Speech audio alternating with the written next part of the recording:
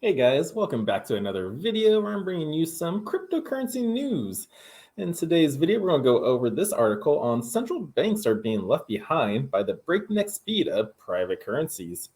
Now, this article caught my attention because of everything else just didn't seem so important. You had like Twitter and Instagram getting in on NFTs. Is Turkey going to follow El Salvador's plan? And a lot of fun news on Russia is going to ban cryptocurrency. So, like, that was like every single article, like other than some other price analysis ones. So this one seemed good enough to like actually go over and like read through, you guys. So here we go. Let's go over it. All right, here we go. CBDCs. Yes, CBDCs are just centralized bank digital currencies, which are pretty much just the same thing as what the banking system has. So here we go. Central banks see crypto and private payments as an anathema to their version of a world that they totally control through their own programmable digital currencies. The threat is that before they can lumber into action and release their CBDCs, the crypto industry will already be firmly established and the monetary system will have been fractured. The head of the Bank of International Settlements, Augustin Carstens, claimed in a recent speech to the Goethe University Institute for Law and Finance that trust in the currency was what held the monetary system together. He talked of central banks being at the core of a system that do not aim for profits, but to serve society, he added. CBDCs do not need to borrow their credibility, as they are directly issued by the central bank. They inherit the trust that the public already places in their currencies. They can thus serve as a sound foundation for future innovation. It all sounds rather pleasant and comforting, but central banks have our backs, and all we have to do is just trust that they are doing will eventually be for our good.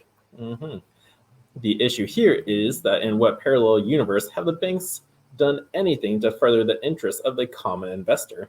The fiat monetary system is failing all but those nearest to the handouts. Banks are receiving even more currency printed out of thin air in order to keep them afloat, while the average Joe is having their purchasing power wiped out by central bank induced inflation. Now, how is this a system based on trust?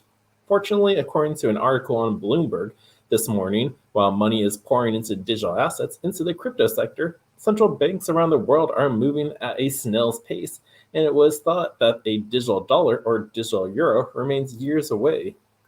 Also, it posts that major central banks in the West, such as the US and the UK, are thinking more along the lines of regulation to curb and de-risk the perceived threat that cryptocurrencies and fintech might bring. All the while, the crypto sector is growing at a speed, and yields that can be found fairly easily on many of the DeFi platforms are infinitely better than those offered by traditional finance. The age-old adage that money will go where it is treated best is possibly the best way to look at it. On the one side, we have a capital pouring into the most fantastic innovations on payments and yield-bearing products in the crypto space.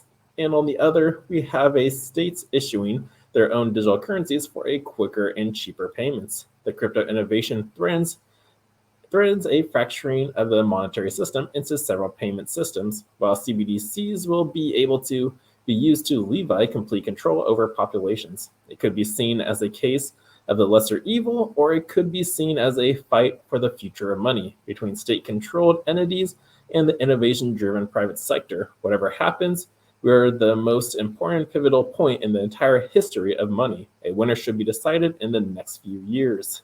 So yes, in the next couple of years, that's why a lot of people are bullish on truly decentralized tokens like Bitcoin and Litecoin, and some others out there, a few ones that are truly decentralized.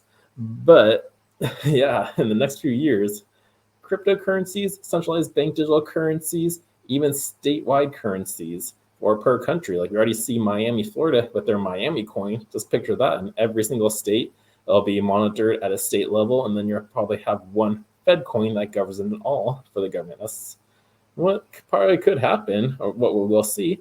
But yeah, digital currency is on the way. And why are we going to trust the centralized banks currency? Just because they've been around forever and because they come out with their digital currency, it's like, oh yes, our trust goes straight to them.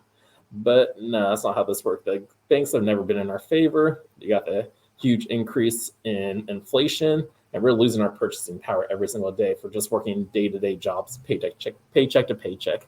So, Yeah, this article really did bring into light of like what's going on in the world right now. Like I don't care that Russia is going to ban crypto again. Like we've heard this millions of times. China tried to ban it. India's tried to ban it. But on the other hand, you got El Salvador who made it legal tender. You got Turkey about to talk with El Salvador because their lira is pretty much dying as fast as potentially the US dollar can go eventually, because that's our monetary system. It is fractured. It is faulted. But yeah, so this was a good article out there. Thought I would share with you guys. If you liked it, please give this video a thumbs up, subscribe, share with your friends.